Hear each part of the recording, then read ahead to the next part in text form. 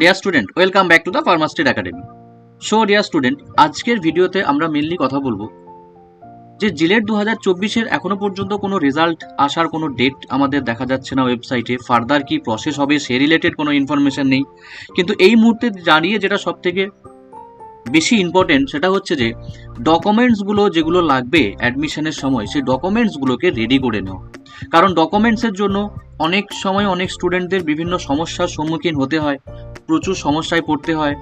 তো সেই সমস্যায় যাতে না পড়তে হয় তার জন্য কি কি ডকুমেন্টস লাগবে, কিভাবে রেডি করতে হবে ডকুমেন্টসগুলো, সেই রিলেটেড আজকে একটু ডিটেলসে ডিসকাশন করব। হ্যাঁ, হয়তো ভিডিওটা একটু লম্বা হতে পারে, কিন্তু ভিডিওটা তোমরা দেখো। তার কারণ হচ্ছে ভবিষ্যতে ডকুমেন্টসগুলো কি লাগবে সেগুলো এখন থেকে রেডি করলে কিন্তু পরে আমাদের অ্যাডমিশনের সময় আর সেভাবে প্রবলেমে পড়তে হয় না। দেখো, ফার্স্ট অফ অল আমি বলি যে কিছু কন্ডিশন থাকে, যেমন কি এই যে অনেকের মনে চিন্তা থাকে যে এজ রিলেটেড একটা যে কোয়েশ্চেন থাকে যে কত এজ লিমিট হতে পারে ফার্মাসিতে অ্যাডমিশন নেওয়ার জন্য।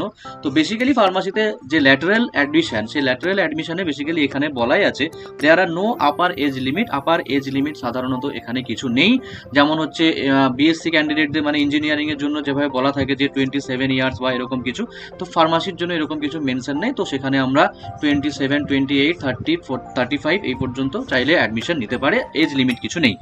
নেক্সট পয়েন্টে আমরা চলে যাই। নেক্সট হচ্ছে এইবার যে diploma holder in pharmacy seeking admission into degree course in pharmacy. Basically আমাদের যে ডিপ্লোমা ইন ফার্মাসির পরে যে ল্যাটারাল এন্ট্রি নেওয়া হয়, তো সেইখানে কিছু ক্রাইটেরিয়া থাকে। কি থাকে না, আমাদের ডিপ্লোমা ইন ফার্মাসিটাকে কমপ্লিট করতে হবে according to pharmacy act 1948 section 12 এর আন্ডারে, যেটা আমরা সাধারণত করে থাকি ফার্মাসি কাউন্সিল অফ ইন্ডিয়ার অ্যাপ্রুভড ইনস্টিটিউট থেকে। Next, the candidate must secure at least 45%। এই জায়গাটায় একটু ভালো করে সবাই কনসেন্ট্রেশন করো। তার মানে জেনারেলের ক্ষেত্রে 45% মার্কস থাকতে হবে, অ্যান্ড যেটা হচ্ছে আমাদের এসসি এসটি ওবিসি যদি হয় তাহলে 40% মার্কস থাকতে হবে। আর নেক্সট ইম্পর্টেন্ট হচ্ছে এখানে একটা কোশ্চেন সবাই থাকে যে যদি সেকেন্ড ইয়ারে সব সাবজেক্টে পাস করে যায় কিন্তু দেখা গেল যে একটা বা দুটো সাবজেক্টে সাপ্লি চলে আসলো, তাহলে কি আমি অ্যাডমিশন নিতে পারবো? তো সেই ক্ষেত্রে বলে রাখি যে না, এই ক্ষেত্রে কোনোভাবে অ্যাডমিশন নেওয়া যাবে না, সাপ্লিমেন্টারি থাকা চলবে না, ক্লিয়ারলি পাস করতে হবে উইথ এখানে যে নাম্বার মেনশন করা আছে এই পার্সেন্টেজের নাম্বার নিয়ে। নেক্সট পয়েন্টে চলে আসি। Such candidate will also be eligible for admission to the first year degree course. তার মানে কি বলা হচ্ছে এখানে, যে যদি আমাদের ল্যাটারাল এন্ট্রিতে যদি সিট যদি এক্সস্টেড হয়ে যায় তাহলে কিন্তু ক্যান্ডিডেট চাইলে আবার বি ফার্ম ফার্স্ট ইয়ার থেকে অ্যাডমিশন নিতে পারে, মানে ফ্রেশলি যে অ্যাডমিশনটা হয় তো সেটা চাইলে ক্যান্ডিডেট অ্যাডমিশন নিতে পারে সেই পার্টিকুলার ইনস্টিটিউটে। ঠিক আছে, তো সেখানে কিছু এলিজিবল ক্রাইটেরিয়া থাকবে, সেই এলিজিবল ক্রাইটেরিয়া যদি ফুলফিল হয় তাহলে সেখানে অ্যাডমিশন নেওয়া যাবে। ওকে, নেক্সট পয়েন্ট, ডকুমেন্টস ভেরিফিকেশন। এইটা হচ্ছে আমাদের মেন জায়গা। এই ডকুমেন্ট ভেরিফিকেশন বেসিক্যালি কখন হবে না, ফার্স্ট আমাদের পাবলিশ হবে, এরপরে রেজাল্ট। তো রেজাল্টে আমাদের কি দেখতে পাবো, র্যাঙ্ক দেখতে পাবো আমরা ইন্ডিভিজুয়ালি, প্রত্যেকের র্যাঙ্ক দেখতে পাবে তোমরা। র্যাঙ্ক যেটা হবে সেই র্যাঙ্ক বেসিসে একটা কাউন্সেলিং হবে। কাউন্সেলিং এ আমাদের ফার্দার অনেক কলেজ চুজ করতে হয়, ফার্দার কলেজ সাজিয়ে যার যেভাবে পছন্দ সেভাবে কলেজগুলোকে পরপর সাজাতে হয়। তো কাউন্সেলিং যখন শুরু হবে আমি কাউন্সেলিং রিলেটেড একটা ভিডিও বানিয়ে দেবো যাতে তোমাদের সুবিধা হয়। কাউন্সেলিং এর পরে এরপরে কাউন্সেলিং আমাদের তিনটে রাউন্ডে সাধারণত হয়, একটা হচ্ছে ফার্স্ট রাউন্ড, একটা হচ্ছে সেকেন্ড রাউন্ড আর থার্ড রাউন্ড। তো এই ফার্স্ট রাউন্ডে কাউন্সেলিং এর যে রেজাল্ট আসবে সেখানে একটা কলেজ অ্যালটমেন্ট হবে র্যাঙ্ক ওয়াইজ, কিন্তু তার মানে যে সব র্যাঙ্কেই যে কলেজ পাবে তা কিন্তু নাও হতে পারে। তো র্যাঙ্ক ওয়াইজ একটা কলেজ সেখানে অ্যালোটেড হতে পারে, এবং সেই যে অ্যালোটেড কলেজ আইদার সেই কলেজে অ্যাডমিশন নিতে পারো তুমি, বা সেই কলেজটাকে তুমি অ্যাডমিশন নাও নিতে পারো, তুমি অন্য অপশন মানে সেকেন্ড রাউন্ডে তুমি যেতে পারো। তো তুমি অ্যাডমিশন নাও সেই কলেজে বা না নাও, তোমাকে কিন্তু সেই অ্যালোটেড ইনস্টিটিউটে গিয়ে ডকুমেন্টস ভেরিফিকেশন করতে হবে। কি ডকুমেন্টস ভেরিফিকেশন করতে হবে সেটা আমি ডিটেলসে বলছি। নেক্সট পয়েন্টে দেখো, reservation of seat for student under reserve category. Reserve category মানে যেমন SC ST, OBC A, OBC B, PWD, EWS যে ক্যাটাগরি, যেগুলো রিজার্ভ ক্যাটাগরি, সেই ক্যাটাগরি ওয়াইজ কিন্তু যে সিট ভ্যাকেন্ট থাকার কথা সেই সিট ভ্যাকেন্ট থাকবে কিন্তু। ওকে, এবং ওবিসির অনেকের কোশ্চেন হতে পারে যে ওবিসির তো ক্যান্সেলেশনের একটা নোটিশ আমরা পেয়েছি, খবর পেয়েছি, তাহলে ওবিসি কি আমরা অ্যাপ্লাই করতে পারবো? হ্যাঁ, এক্ষেত্রে আমি বলে রাখি ওবিসি এ হোক বা ওবিসি বি হোক, যদি নন ক্রিমি লেয়ার এনসিএল, যদি এনসিএল বিলঙ্গিং ওবিসি হয় তাহলে কিন্তু সেখানে ওবিসি অ্যাপ্লাই করা যাবে, সেটা এখানে পরিষ্কার বলা রয়েছে। ঠিক আছে, নেক্সট এরপরে হচ্ছে criteria to be treated as domicile of West Bengal applicable proforma. এই জায়গাটা সবাই কিন্তু দেখো ভালো করে, কারণ এই জায়গাটা অনেকে মিস্টেক করে। দেখো দুটো টাইপের বেসিক্যালি প্রোফর্মা দেওয়া রয়েছে আমাদের, একটা হচ্ছে প্রোফর্মা A1, একটা হচ্ছে বি। তো এইবার যেটা মেন ব্যাপার যে only those candidate will be treated as domicile of West Bengal who are either, মানে যারা ওয়েস্ট বেঙ্গলের ডোমিসাইল তাদের ক্ষেত্রেই এখানে মেন দুটো পয়েন্ট বলা হচ্ছে কি, যে residing in West Bengal continuously at least for last 10 years. এই ডেটের মধ্যে যদি তুমি 10 ইয়ার্স মানে লাস্ট 10 ইয়ার্স যদি ওয়েস্ট বেঙ্গলের বাসিন্দা হয়ে থাকো, স্থায়ী বাসিন্দা হয়ে, তাহলে তোমাকে প্রোফর্মা A1টা ফিল আপ করতে হবে। যে whose parent is a permanent resident of West Bengal having permanent address within the state of West Bengal, মানে যাদের পেরেন্টস অথবা মানে হচ্ছে বাবা মা যদি পার্মানেন্ট রেসিডেন্ট হয় ওয়েস্ট বেঙ্গলের লাস্ট 10 ইয়ার্স ধরে, তো সেখানে কিন্তু তাহলে আমাদের প্রোফর্মা বি ফিল আপ করতে হবে। মানে ক্যান্ডিডেট যদি লাস্ট 10 ইয়ার্স থাকছে, তার যদি রিসাইডিং এখানে হয়ে থাকে ওয়েস্ট বেঙ্গলে, তাহলে প্রোফর্মা A1। আর যদি ক্যান্ডিডেট সাধারণত ওয়েস্ট বেঙ্গলে লাস্ট 10 ইয়ার্স ধরে বা লাস্ট ফিউ ইয়ার্স থাকছে না, কিন্তু তার পেরেন্টস এখানে পার্মানেন্ট রেসিডেন্ট, তাহলে কিন্তু প্রোফর্মা বি ফিল আপ করতে হবে। তবে এই ক্ষেত্রে আমি বলে রাখি তোমাদের সবাইকে কিন্তু প্রোফর্মা এ তোমরা এলিজিবল, কারণ তোমরা ওয়েস্ট বেঙ্গলের বাসিন্দা, তোমরা প্রোফর্মা এটাকেই কিন্তু সাধারণত ফিল আপ করবে। যারা ওয়েস্ট বেঙ্গলে থাকছে না ফিউ ইয়ার্স, তারা এখন ওয়েস্ট বেঙ্গলে এসে স্টাডি করতে চাইছে ফার্দার, সেটা আলাদা ব্যাপার, সেটার ক্ষেত্রে প্রোফর্মা বি। কিন্তু তোমরা ওয়েস্ট বেঙ্গলে যেহেতু থাকছো লাস্ট 10 ইয়ার্স বা ফিউ ইয়ার্স, তোমরা প্রোফর্মা এ ফিল আপ করতে পারো। এই জায়গাটা কিন্তু মিস্টেক করবে না।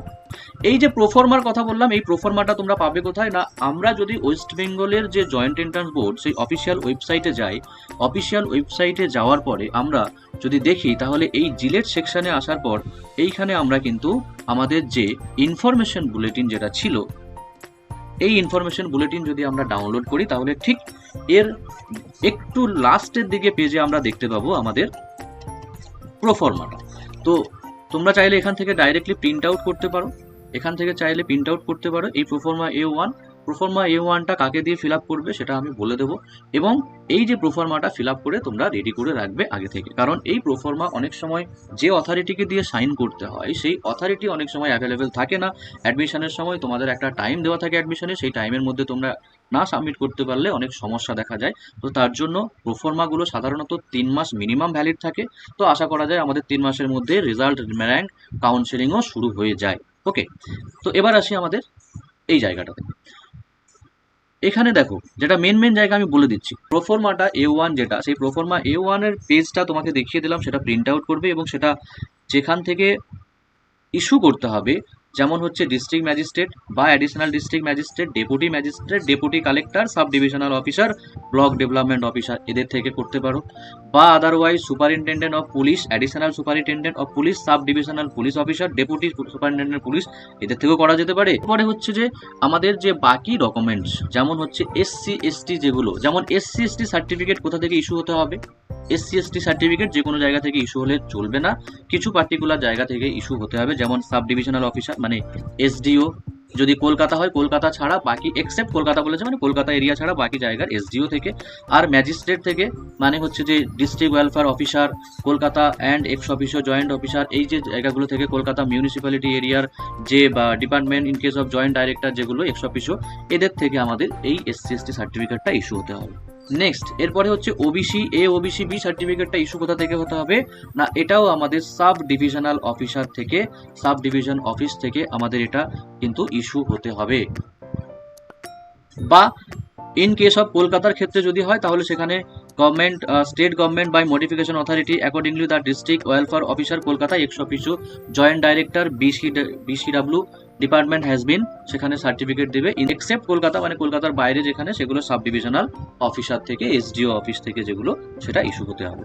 ঠিক আছে, এরপরে হচ্ছে EWS ক্যাটাগরি যদি স্টুডেন্ট থাকে, ইডাব্লিউ ক্যাটাগরি যদি স্টুডেন্ট থাকে তাহলে সেই সার্টিফিকেটটা আমাদের ইস্যু হতে হবে ইডাব্লিউ এর সার্টিফিকেট, ডিস্ট্রিক্ট ম্যাজিস্ট্রেট বা additional district magistrate, sub divisional officer, district welfare officer যদি কলকাতার ক্ষেত্রে হয়, তাহলে বিসিডাব্লিউ এক্স অফিসিও যে অফিসার বা ডিস্ট্রিক্ট ওয়েলফেয়ার অফিসার যেটা থাকে কলকাতা, সেখান থেকে আমাদের এই সার্টিফিকেটটা ইস্যু হতে হবে। এরপরে হচ্ছে পিডাব্লিউডি। পিডাব্লিউডির মানে বেসিক্যালি যে মানে যেগুলো পার্সন উইথ বেঞ্চমার্ক ডিসএবিলিটিস, তো সেই যে পিডাব্লিউডি সার্টিফিকেটগুলো বেসিক্যালি যেগুলো, সেগুলো কোন কোন কন্ডিশনে আমাদের পিডাব্লিউডি অ্যাকসেপ্ট হবে, যেটা হচ্ছে যে যদি লোকোমোটর ডিসএবিলিটি থাকে, ভিজুয়াল ইম্পেয়ারমেন্ট যদি থাকে, অ্যান্ড হেয়ারিং ইম্পেয়ারমেন্ট যদি আমাদের শিডিউল আরপিডাব্লিউডি অ্যাক্ট 2016 আন্ডারে যদি আসে, বা স্পিচ ল্যাঙ্গুয়েজ যদি ডিসএবিলিটি থাকে, এবং এইগুলো হচ্ছে আমাদের বেসিক্যালি নট লেস দ্যান 40%, সব কন্ডিশনগুলোকে 40% অ্যাবাভ থাকতে হবে, 40%-এর বেশি থাকতে হবে, এবং সেই পার্টিকুলার যে কন্ডিশন, সেই পার্টিকুলার কন্ডিশনের আন্ডারে তার অ্যাক্টের মধ্যে থাকতে হবে। এইখানে আরও কয়েকটা কন্ডিশন দেওয়া রয়েছে পিডাব্লিউডির, intellectual disability, mental illness, disability causes, এই কন্ডিশনগুলো যদি থাকে সেখানে আমাদের পিডাব্লিউডি অ্যাপ্লাই করা যেতে পারে, এবং সেই পিডাব্লিউডির সার্টিফিকেটে থাকতে হবে নট লেস দ্যান 40%। নেক্সট হচ্ছে জেনারেল রুলস অ্যাবাউট ডকুমেন্টেশন। ডকুমেন্টেশনে বেসিক্যালি কী কী লাগবে আমাদের, এখানে অনেক কিছু দেওয়া রয়েছে। তো সেইখানে আমরা বলে রাখি যে সমস্ত যে ডকুমেন্টেশন সেগুলোর অরিজিনাল কপি লাগবে, বারবার মনে রেখো এই কথাটা, অরিজিনাল কপি লাগবে। কোনো রকমের কোনো screenshot, photography of the screen, image capture stored mobile ফোনে, এইগুলো কিন্তু কোনোভাবে অ্যাকসেপ্ট হবে না। তো সমস্ত ডকুমেন্টেশনের অরিজিনাল কপি কিন্তু রাখতে হবে, ঠিক আছে? কেন? কারণ হচ্ছে যে কি কি ডকুমেন্টস রাখতে হবে, যেমন confirmation page, admit card, rank card, caste বা ক্যাটাগরি বা ডোমিসাইল ইনকাম সার্টিফিকেট রাখতে হবে। এবং আমি এখানে আরও একটা লিস্ট করে দিয়েছি তোমাদের সুবিধার জন্য, যে ডকুমেন্টেশন যেগুলো থাকতে হয়, যেমন হচ্ছে কনফার্মেশন পেজ। কনফার্মেশন পেজ মানে যে পেজটা তোমরা একদম অ্যাপ্লিকেশন করার পরে, যখন জিলেট অ্যাপ্লিকেশন করেছিলে, ফর্ম ফিল আপ করেছিলে, সেই ফর্ম ফিল আপ করার পরে যে একটা রিসিভ কপি পেয়েছিলে, that is the confirmation page. এরপরে admit card, rank card, qualification certificate, মানে তোমার আপ টু মাধ্যমিক থেকে শুরু করে ফার্দার যা কোয়ালিফিকেশন, মানে মাধ্যমিক, উচ্চ মাধ্যমিক, তারপরে হচ্ছে ডিপ্লোমা ইন ফার্মাসির যে রেজিস্ট্রেশন মার্কশিট যা পেয়েছো সেগুলো। কাস্ট সার্টিফিকেট থাকতে হয়, যার যেভাবে কাস্ট রয়েছে, SC, ST, OBC. Voter card, Aadhaar card, এগুলো অরিজিনাল আগে থেকে রেডি করবে। যদি স্পেলিং কোথাও ভুল থাকে সেগুলো কারেক্ট করে নেওয়ার চেষ্টা করবে। বার্থ সার্টিফিকেট অনেক সময় লাগে, তো বার্থ সার্টিফিকেটটাও চেষ্টা করো সঙ্গে রাখার। আর ডোমিসাইল সার্টিফিকেট আমি যেভাবে বললাম, প্রোফর্মাটা রেডি করতে হবে। তো দেখো, প্রোফর্মা সাধারণত আমাদের ডাইরেক্টলি রেডি হয় না, অনেক সময় কি চাওয়া হয়, একটা রেফারেন্স রেসিডেন্সিয়াল সার্টিফিকেট চাওয়া হয়। তো সেই ক্ষেত্রে আমি তোমাদের বলবো, একটা হচ্ছে রুরাল এরিয়াতে যারা থাকো, আর একটা হচ্ছে মিউনিসিপ্যালিটিতে যারা থাকো। এই দুটো এরিয়াতে ফার্স্ট অফ অল তোমাকে কি করতে হবে, রুরাল এরিয়া থেকে পঞ্চায়েত থেকে তোমাকে একটা রেসিডেন্সিয়াল সার্টিফিকেট নিতে হবে। এটা পঞ্চায়েত থেকে রেসিডেন্সিয়াল সার্টিফিকেট।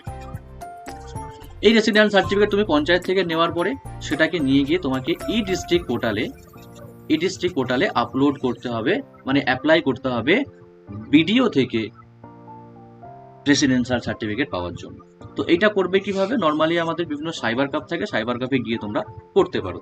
আর মিউনিসিপ্যালিটি থেকে যারা থাকো, তারা মিউনিসিপ্যাল থেকে একটা রেসিডেন্সিয়াল সার্টিফিকেট নেবে, মিউনিসিপ্যালের যে চেয়ারম্যান থাকে, বা মিউনিসিপ্যালে গেলে তোমরা এটা পাবে। সেটা নিয়ে গিয়ে তোমরা অ্যাপ্লাই করবে ই ডিস্ট্রিক্ট পোর্টালে, এবং বেসিক্যালি তো এসডিও থেকে, মানে সাব ডিভিশনাল যে অফিস, সেইখান থেকে তোমাদের কিন্তু রেসিডেন্সিয়াল সার্টিফিকেট অ্যাপ্লাই। এই রেসিডেন্সিয়াল সার্টিফিকেটটা তোমরা অ্যাপ্লাই করার পরে, ই ডিস্ট্রিক্টে অ্যাপ্লাই করার পরে উইথিন 5 থেকে 7 দিন বা 10 দিন মোটামুটি সময় লাগে, 15 দিনও লাগতে পারে। তো সেইটা তোমরা পাওয়ার পর তোমার সমস্ত মানে তোমার আধার কার্ড, ভোটার কার্ড এবং সেই অরিজিনাল কপি যেটা তুমি প্রিন্ট আউট করেছো, ই ডিস্ট্রিক্ট পোর্টাল থেকে পেয়েছো, সেগুলো নিয়ে গিয়ে, এবং প্রোফর্মা যেটা, সেই প্রোফর্মা নিয়ে গিয়ে, যদি রুরাল এরিয়া থেকে বিলংস করো তাহলে তোমাকে বিডিও অফিসে যেতে হবে, এবং যদি মিউনিসিপ্যালিটি থেকে তাহলে তোমাকে এসডিওতে অন্তত যেতে হবে, গিয়ে প্রোফর্মাটা ফিল আপ করে সেখানে সাইন করিয়ে নিতে হবে উইথিং স্ট্যাম্প দিয়ে। এবং যে প্রোফর্মাটা ফিল আপ করবে, সেই প্রোফর্মার অ্যাটলিস্ট যেটা আমি দেখালাম, সেই প্রোফর্মার কিন্তু এই যে জায়গাটা তোমাদের ছবি পেস্ট করতে বলেছে, মানে যে ফটো পেস্ট করতে বলা আছে, এই জায়গাটাতে কিন্তু ফটো পেস্ট করবে। ওকে, তো ডকুমেন্টেশনের কাজগুলো কিন্তু তোমরা নিশ্চয়ই বুঝতে পেরেছো যে ডকুমেন্টসগুলো আগে থেকে রেডি করাটা ইম্পর্টেন্ট, এবং ডকুমেন্টসগুলো রেডিটা অবশ্যই সবাই করে নিও। তাতে কি হবে, আমাদের যে ফার্দার যে প্রসেসিং অ্যাডমিশনের টাইম, তো সেই টাইমটা কিন্তু অনেকে ইজিলি ভাবে আমরা সমস্ত কাজ কমপ্লিট করে উঠতে পারবো। নাহলে অনেক সময় প্রবলেম ফেস করতে হয়, অনেক ইস্যু ফেস করতে হয়, রাইট? তো আজকের ভিডিওতে এই পর্যন্ত। যদি ভালো লাগে ভিডিওটা একটা লাইক করে দিও অ্যান্ড সাবস্ক্রাইব করে নিও। এরপরে আমরা বিভিন্ন ধরনের যে আপডেটগুলো আসবে জিলেট রিগার্ডিং, সেগুলো আমরা আপ টু ডেট দিতে থাকবো তোমাদের। Thank you so much.